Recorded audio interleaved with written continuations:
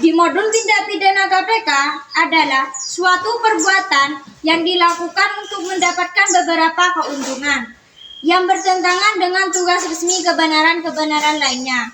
Secara lebih sederhana, menurut KBBI, korupsi adalah penyelewengan atau penyalahgunaan uang negara dan sebagainya untuk keuntungan pribadi atau orang lain. Di kehidupan modern saat ini, korupsi seakan menjadi hal yang sangat lumrah, khususnya di Indonesia. Korupsi bisa terjadi kapan saja dan hampir terjadi di semua lini kehidupan, mulai dari hierarki pemerintahan tertinggi hingga terendah sekalipun.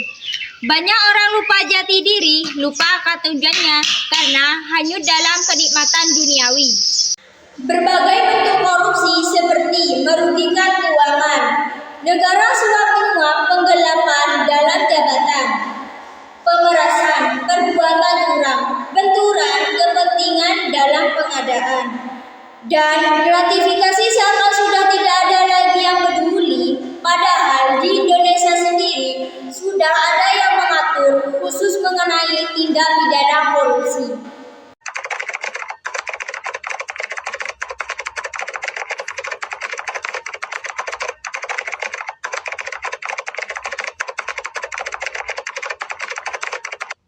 Lalu, mengapa tetap saja ada oknum-oknum yang tak bertanggung jawab yang melakukan korupsi?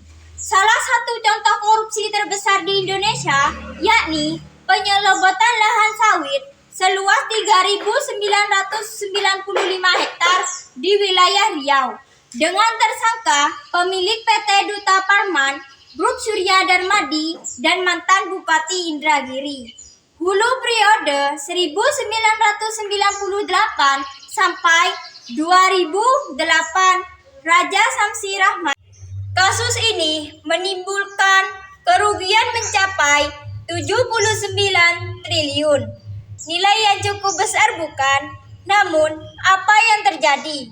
Miris, sederet kasus ini terus berganti seakan tiada henti. Tiada kata jerah apa yang harus dibenahi.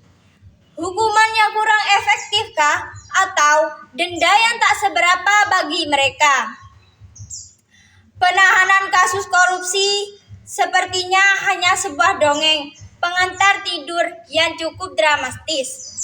Ada yang mengatasnamakan perseorangan lembaga atau agama yang mengharamkan korupsi. Tidakkah ada rasa sedikit malu di saat Allah yang Maha Pemberi rezeki dan Allah yang Maha Mencukupi menjanjikan kenikmatan pada hambanya yang pandai bersyukur? Dalam Al-Quran, Surat Ibrahim ayat 7. Sesungguhnya jika kamu bersyukur, niscaya aku akan menambah kenikmatan.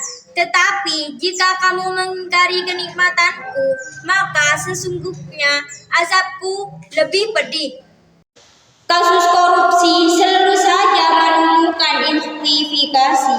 Seorang nenek yang dituduh mencuri kayu jati dihukum seberat-beratnya. Namun, seberat-beratnya kasus korupsi, hukumannya seakan tiada makna di saat Winica membutuhkan seorang putra-putri terbaik bangsa yang tidak hanya berani bersuara, akan tetapi juga berani bereaksi. Oleh karena itu, mari kita bantu lembaga pembatasan korupsi seperti KPK dengan berani melawan, berani melapor, tolak korupsi demi masa depan.